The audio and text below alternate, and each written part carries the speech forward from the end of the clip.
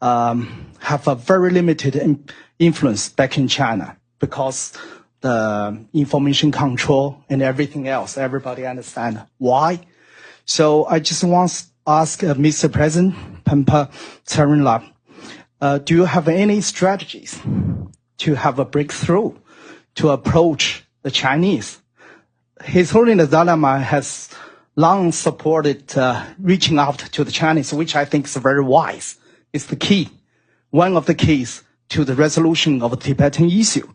So now, as far as I can see, is the Tibetans only reach a few dissidents, which have very limited influence back in China.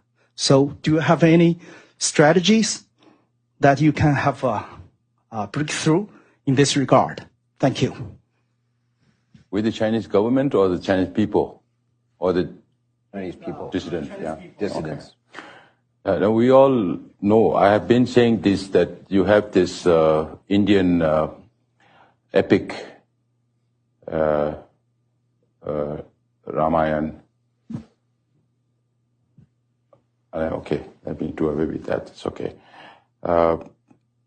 We have always said, yeah, when I go back to Ramayana, it reminds me of this Lakshman and Ram.